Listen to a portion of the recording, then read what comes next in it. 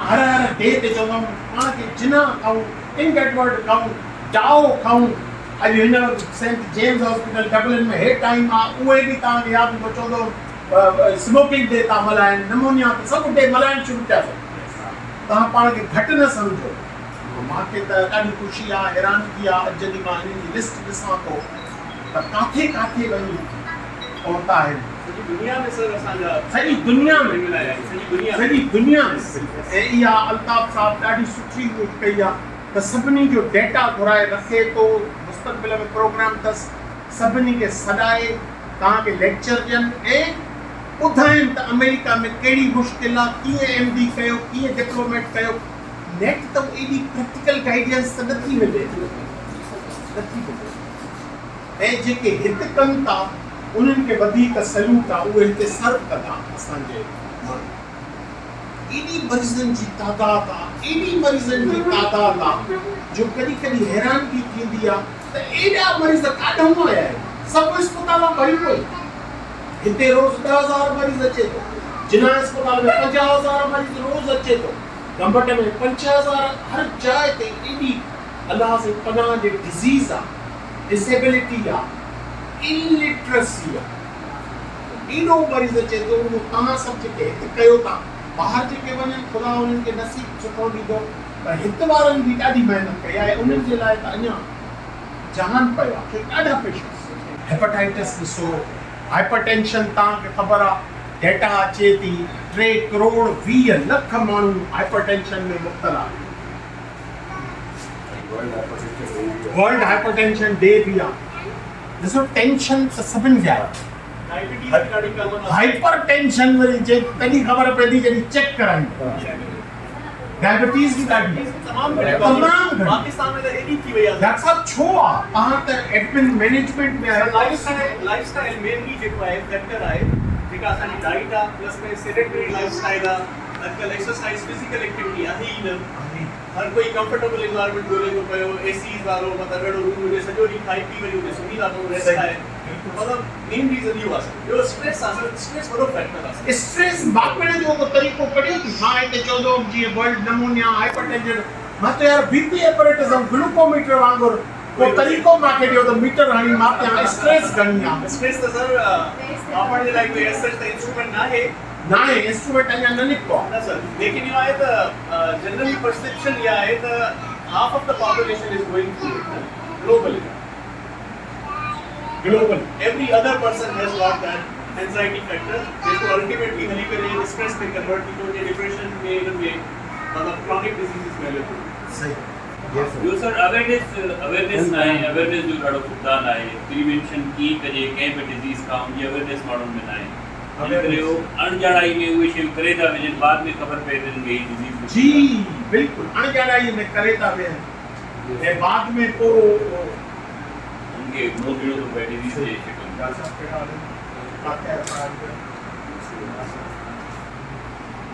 पंहिंजे कलीग्स, पंहिंजे बैचमेट, तव्हांजा व्हाट्सएप ग्रुप ठहियल आहिनि, डॉक्टर साहब ॿुधाए पियो।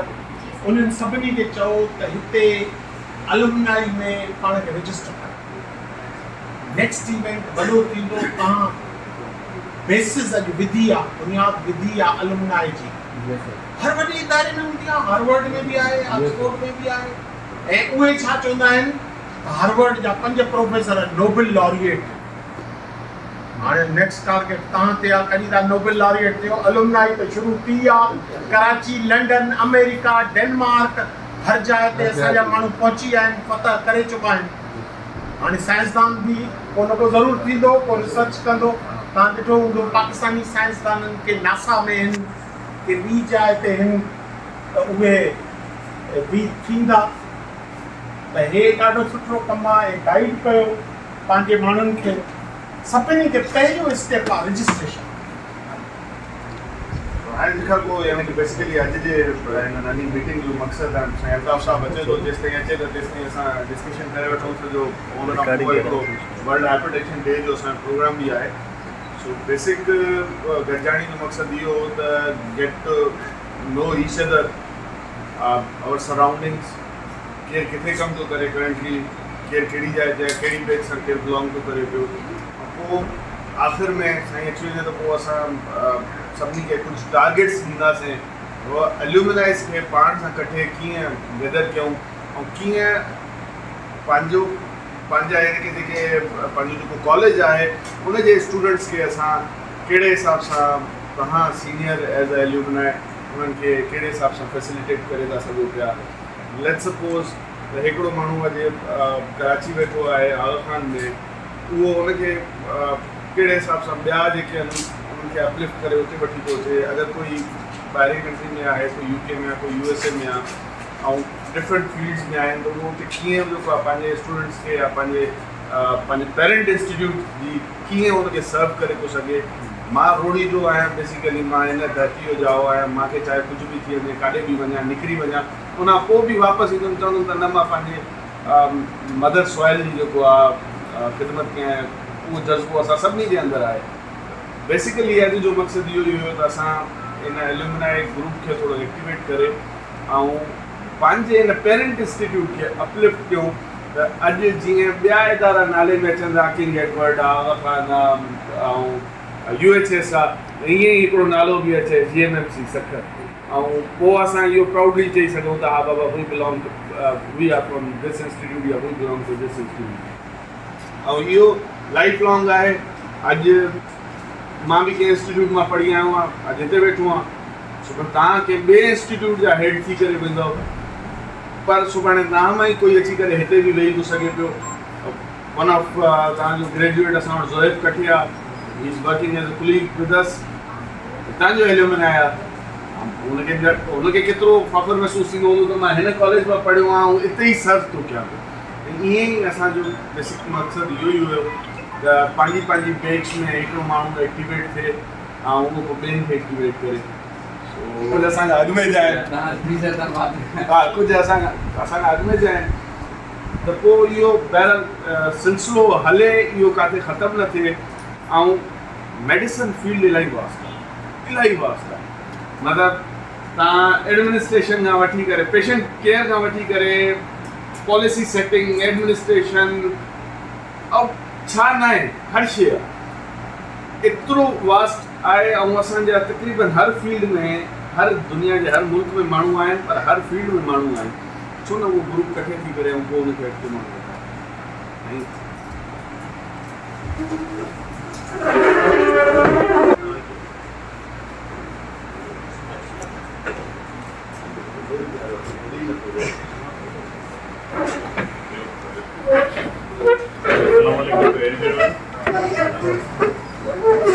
वेलकम तो तव्हां हिन खे तव्हां पंहिंजे घर में आया हो।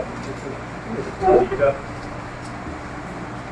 साईं ॾाढी ख़्वाहिश हूंदी ऐं साईं कोई मां सिखियो, ख़ासि करे एडमिनिस्ट्रेशन, ऐं साईं जी ख़्वाहिश जी तकमील ऐं मुंहिंजी पंहिंजी ख़्वाहिश जी तकमील ऐं ॾाढी ख़ुशी थी आहे तव्हां हिते आया हो ऐं हिनखे पंहिंजो घर सम्झी हिन एल्यूमिनाई खे डेवलप करणु, डेवलप इन अ सेंस पाण खे जॉइन टुगेदर। हिन जा इलाही एस्पेक्ट थी सघनि था, एकेडमिक्स थी सघे थो, जूनियर्स जी सपोर्ट थी सघे थी, in sense of academics, in sense of research work, in sense of economical बि सपोर्ट थी सघे थी। को ग़रीब ॿार आहे, जेकॾहिं असां फंड क़ाइमु कयूं अॻिते हली, दोस्तनि जो कंहिंखे सपोर्ट करे सघूं था, कंहिंखे गाइड करे सघूं था, कैरेक्टर डेवलप करे सघूं था, स्टूडेंट काउंसलिंग करे सघूं था, फ्यूचर काउंसलिंग करे सघूं था। असांजा जेके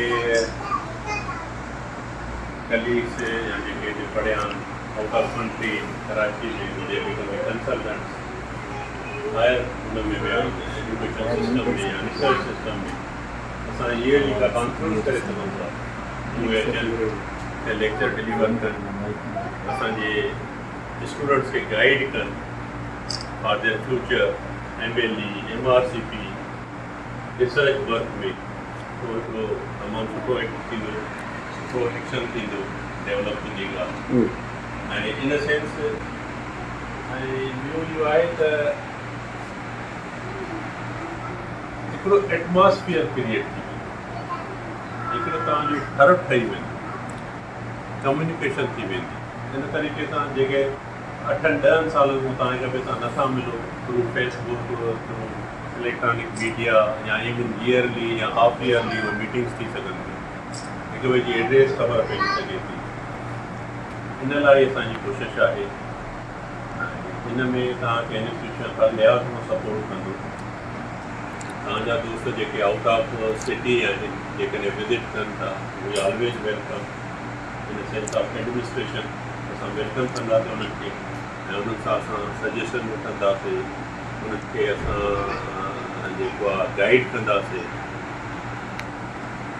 इन लाइ ॿियूं को तव्हां असांजे सां काफ़ी डिस्कशन करे चुका हूंदव ॿी का तव्हांजे ज़हन में का शइ आहे त 1 by 1 बि करे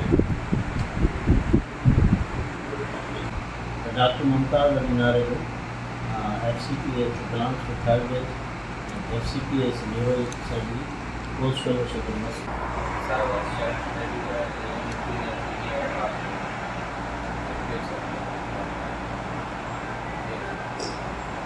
Dr. Puneet Malik, as a WMO BH office attendant and as a gynecologist.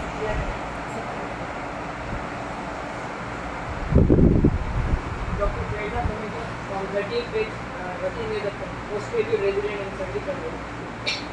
Dr. Salma Yaqub, I am of 9th batch and I am working as a charge I am of blood bank sector.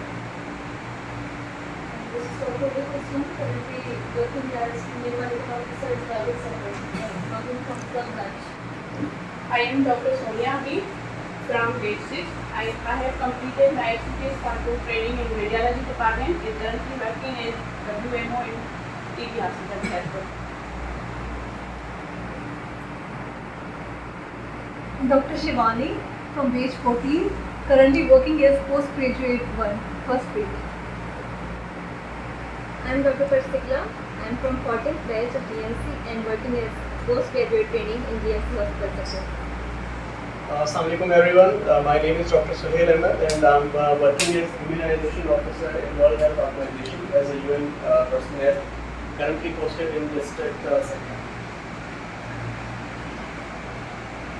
Sir, Assalamu alaikum. Sir, already science introduction कराया Dr. Waqar there is fourth grade double post graduation है public health epidemiology and public health. Currently national का program में आया national immunization officer sector district assign किया है. Dr. Puneet from 10th batch and I am working as a medical resident in medical unit.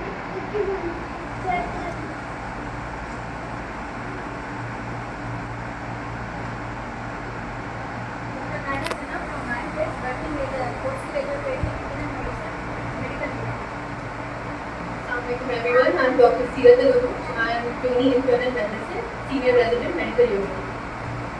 Gulab Mustafa from batch base working as a resident FCPS medicine R4 in medical 2.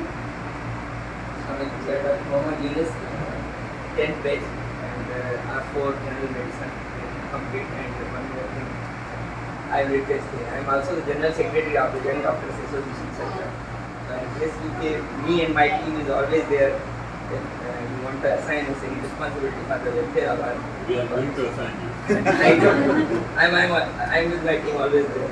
So, thanks. Dr. Ijaz Sinha, I am FCPS and MRCB UK and MRCBI and currently I am planning for second fellowship in diabetes endocrinology in the UK or one more probably in the UK. Dr. Junaid Timani, working as a nurse technician, Lal Hospital, special.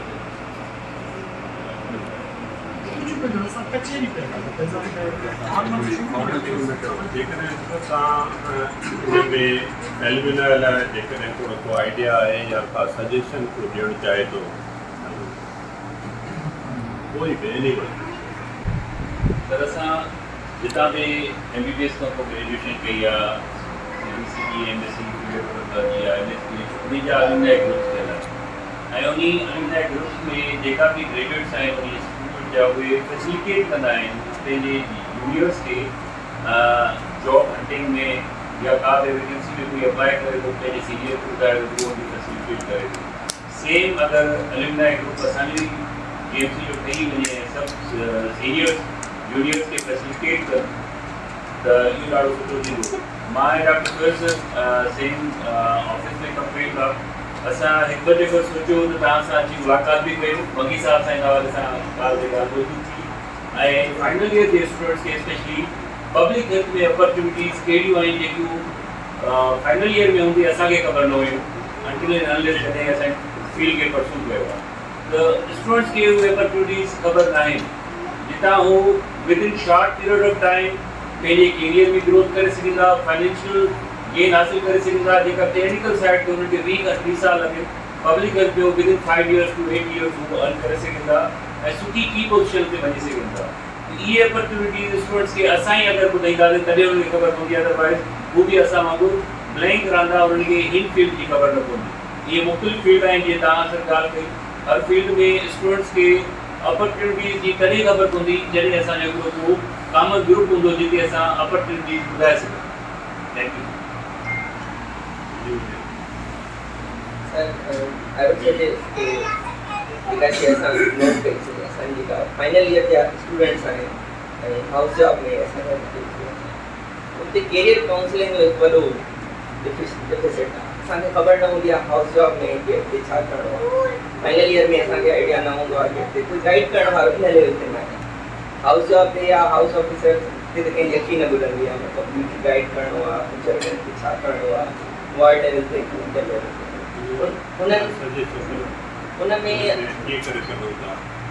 उनमें इहो आहे sir त असांजे जो party level ते कयो हुयोसीं कि असां हिकिड़ो स्ट्रक्चर ठाहियोसीं।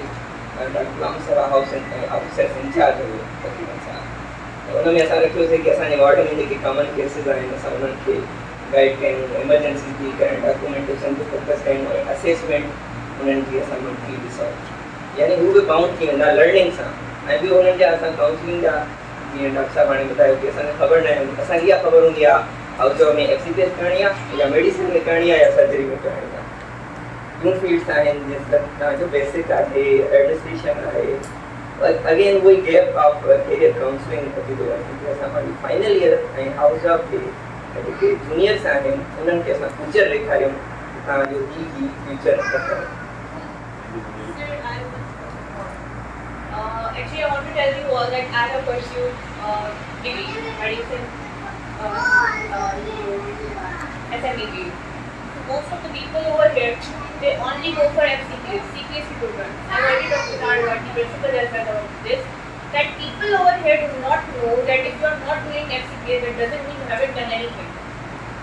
You can go for other degrees as well. You can pursue the university programs as well. We have to guide them that you can go for the other programs, they have the same value, and you can also acknowledge other people that who are doing the degree programs and who are going for that. So I will suggest that sir, please do tell them that we should go for other programs as well, which we are not doing at the moment. And as you know, most of our consultants who are in our departments, who have had, they have done FCPS, and no doubt, जेको करनि था वो भी ॾाढो बहितरीन आहे, पर असांजा टीचर्स ही असांखे गाइड कंदा आहिनि। So why not they should also put a milestone for us कि भई तव्हां हिन पासे ॾे बि वञो। I would suggest कि सर अबरार जेको आहे मां इन्हनि खे बि ॾाढी इंस्पायर कयो, because the main focus of his was कि न बाबा तव्हांखे ही न सोचो त डिग्री जेके आहिनि ॾाढियूं प्रोमिनेंट हूंदियूं आहिनि, तव्हां ॾिसो तव्हां कमु केतिरो सुठो कयो था, स्किल्स कहिड़ियूं अक्वायर कयो था। The way he has an MBA and hospital administration, why not to go for that as well? We can go for most degrees हम जेके हूंदियूं आहिनि हेल्थ डिपार्टमेंट में, जेके तव्हां हायर लेवल के माण्हू ईंदा आहिनि उहे MBBS करे हल्की फुल्की करे अची वेंदा आहिनि। असांखे माण्हू अहिड़ा खपनि जेके हेल्थ डिपार्टमेंट खे सही कंदा, तॾहिं कंदा जॾहिं असां वारा माण्हू जेके असां आहियूं इन लेवल खां वठी डिग्री प्रोग्राम में वेंदासीं। So I would suggest Dr. Salma, as you know, all of you know that I am also working as a PG director also at SMEBU. I give so many suggestions, but हिते जे बानी university जे हुन में असांजो एतिरो impact नथो पए ऐं तव्हांखे ख़ुशी थींदी त we are working for GMC university. उहो यूनिवर्सिटी ऑब्लिक इंस्टीट्यूट हुन ते असां वर्क शुरू करे छॾियो आहे, कागज़ी कार्रवाई करण में मशगूल आहियूं ऐं डॉक्टर मुख्तार अली शायद विद मी ऑन दैट इंशाल्लाह उन में तजाते और इम्प्लीमेंट कंदासीं। ॿियो इहो आहे त यूनिवर्सिटी डिग्री जी no doubt there is importance and world wide MBA जी importance as compare to FCPS more in Arab countries also. त उन लाइ मां वर्कआउट कयो आहे हिन दफ़े SMBU जी PG में 50% seated for the FCPS and 50% seats for the university seats. हिन दफ़े जेको असां इंडक्शन कंदासीं 50% यूनिवर्सिटी सीट्स हूंदियूं ऐं 50% फेलोज़ सीट्स इंशाल्लाह। Any other? Sir, as Dr. Saab has already highlighted and Dr. Saiba as well, I want to add on top of that what they have said. We need to arrange the career counseling sessions here. After the registration of the alumni, I think the first step should be that one. Because what we see is that more than 95% of the graduates, they always pursue the clinical side, which is of course the need of the hour as well, because we have a lot of burden of the patients. But still, there is so many options in the field of medical sciences, which we are not just exploring, particularly in this region. Like everybody is trying to do FCPS and certain degrees, which is excellent, but we need to look at the various options that are suitable to a certain candidate. For example, if I want to pursue the public health field, I should have information from an alumni who's already excelling in that field, who has the expertise, who has the knowledge of the steps which are required to go and success in that field particularly. So after the registration of the alumni, I think the first step should be to arrange selected sessions in a certain a period of time, like quarterly or maybe bi-quarterly or yearly, so that we train our future generation, future doctors, that they have these certain options too. Because I think the most important thing for the GMC and the alumni, the graduates, should be that they should be working in every field, not just the one single direction. They should be proving their mettle in all of the directions of the life, which all of the options, the fields provided in the medical sciences. So this is something I think that must be really important. We have an online student. So, Sagar, can you hear me? ॾिसो न असां वटि fellowship Sukkur में या medical college में enter असांखे घणा साल थिया ऐं फेलोशिप में माण्हू जेको क्लिनिकल साइड ॾे रन इन लाइ कंदा त मां सॉरी टू से सभु जेको लोअर मिडिल क्लास या पुअर क्लास में जेके आहिनि उहो हिन पासे ॾे रन था कनि। हाणे जीअं तव्हां अची या नई फील्ड में GMC जे ग्रेजुएट तव्हांखे काई पेज आहे fourth page second and fourth page आहे। तव्हां जॾहिं हाणे एंटर थियो त इहो दरवाज़ो खुलियो, ठीकु आहे न, हिकिड़ो दरवाज़ो खुलियो। कराची में हर फील्ड एक्टिव आहे जो 1960s खां उते फेलोज़ आहिनि। असां वटि फेलोज़ जेके आहिनि फर्स्ट फेलो जेकॾहिं लेखे साईं त लाड़काणे पर पे तो फर्स्ट फेलो सखर जो मां आयुसि जेको अची हिन में GMC में कयो 2003 में। हाणे 2003 में फेलोज़ आहे असां 20 सालनि में। हाणे जेकॾहिं तव्हां दोस्त हिन फील्ड में हलिया वियो पोइ एडमिनिस्ट्रेशन साइड ॾे वियो गेट्स खुलंदा वेंदा। असांखे थोरो टाइम थियो आहे, no doubt you are right, counselling थियणु घुरिजे, काउंसलिंग थियणु घुरिजे। हीअ जेका आहे फेलोशिप क्लिनिकल साइड मतिलबु तमामु घणी हेक्टिक आहे जेकी सॉरी सागर आवाज़ अचे थो तव्हांखे?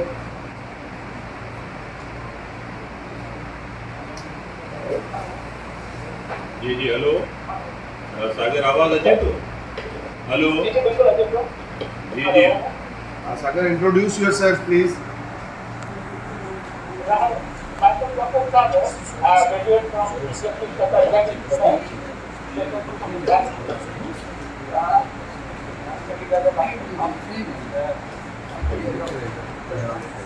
सागर थोरो माइक वेझो करे ज़ोर सां ॻाल्हायो साईं, माइक वेझो कयो।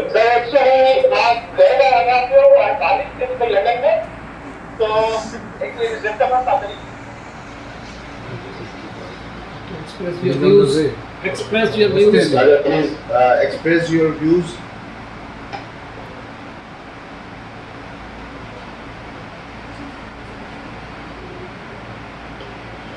Disconnect. No doubt there counseling असां जो मेन रीजन अलमिना जो पहिरियों जेको मुंहिंजो आहे त कैरियर काउंसलिंग ते ई आहे ऐं इंशाल्लाह विदिन अ मंथ तव्हांखे को स्पेस अलमिना लाइ प्रोवाइड कंदासीं असां विथ इलेक्ट्रॉनिक इक्विपमेंट ऐं उन में तव्हांखे दोस्तनि जूं एड्रेसिस जे उहो सभु कंप्लीट हिकिड़ो डेटा बि रखंदासीं ऐं कोशिशि कंदासीं ज़ूम ते या उन ते तव्हां जेको बि अचे कैरियर काउंसिल आहे उन माण्हू सां ॻाल्हाए सघे असां हिकिड़ो सॼो डेटा कलेक्ट करे जीअं हाणे डॉक्टर सागर आहे या डॉक्टर विनोद आहे अमेरिका में त उन सां जेकॾहिं कंहिंखे MLA जो ख़्यालु आहे या कंहिं फील्ड में चॉइस करणु चाहे थो या खुदा न ख़ासा कंहिं फैमिली जो मेंबर को पेशेंट आहे ऐं you wants to get treatment from there त उहो उन खां बि हेल्प आउट वठी सघे हिकिड़ो असां हिकिड़ो फॉर्म बि ठाहींदासीं ऐं प्रॉब्लम जाते करे असांखे फर्न जेका आहे एक्ट तरफ़ मिलियल आहे सर उनखे असां एक्टिवेट था कयूं फर्न खे उन में असांखे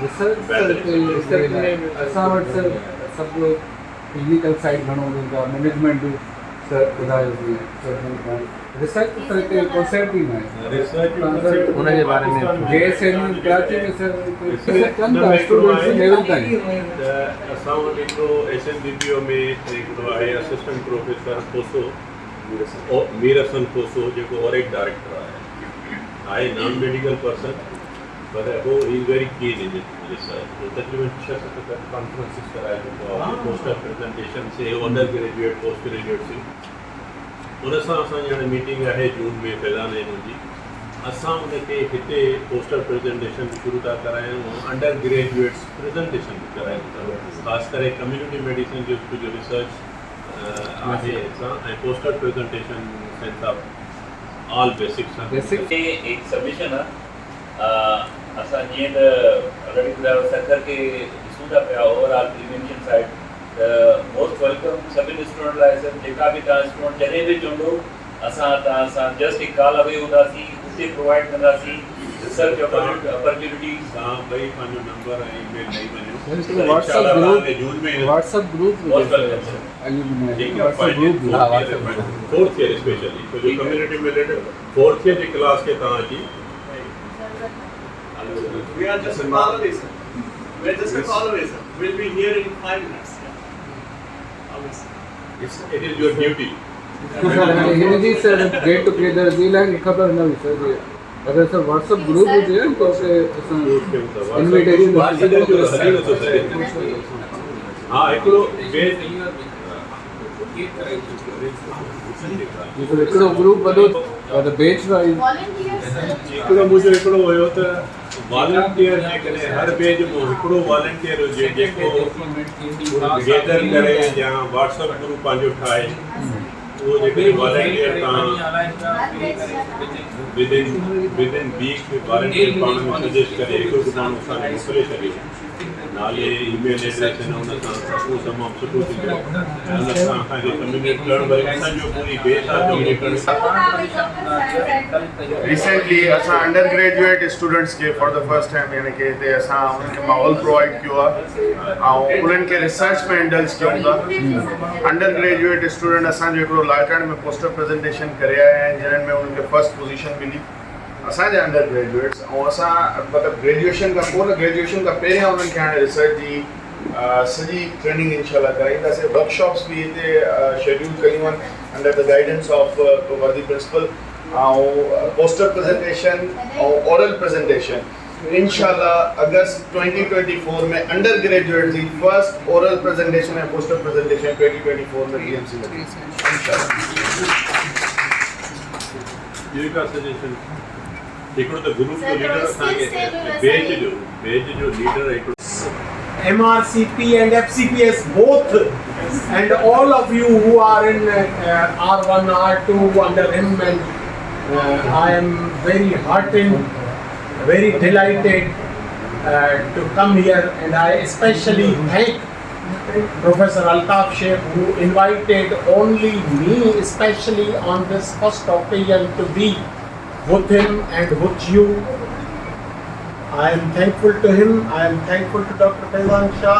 I am very happy, very heartened And I don't know when I will go home, my wife will say, why are you so cheerful in this very hot day? What I will say to her, next time I will ask her to come here and see, because GMC is my crush. I love it. Still, there has been hard and soft times. We have suffered, we have gone through thick and thin. With you, you have gone through that. But I am very happy. This is the occasion of the principal and vice principal. I have been thankful to them. I have been thankful to you. I am very happy to be here sharing thoughts with you. This is an excellent idea. Yes, And I hope it is continuous. It will grow into a bond. We will be a family, helping each other. I see my dreams come true for GMC. When we started 2004, after establishment, it was not alive. It was dead hepatitis B surface antigen, but I made it PCR positive. You are vibrant, you are active, you are MRCP, you are FCPS, you are MSPH, you are having diplomat, American Board of Internal Medicine. I saw a couple of people from Australia, Canada, even in Denmark hospitals and other things. Yes, I am Norway, very happy to be Khadim here. Jet is in Norway. I will not talk much, but I see my dreams come true. And I think under the able guidance of Dr. Altaf, it will grow further. I can see that we change the chairs. It is a shifting. 10 years ago, I was sitting here, he was sitting here. Today, I am very happy to see him, that he is sitting here and I am sitting here, but we all are together, all the time. Who knows, after 10, 15 years from WHO, man from WHO, policy makers, neurophysicians, may be sitting here and we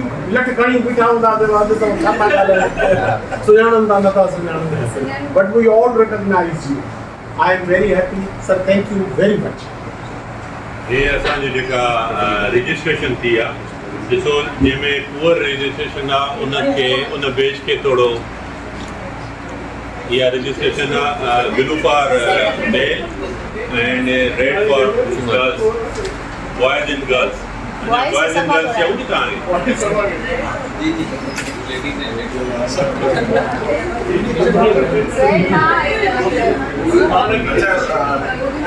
Fortunately, we have every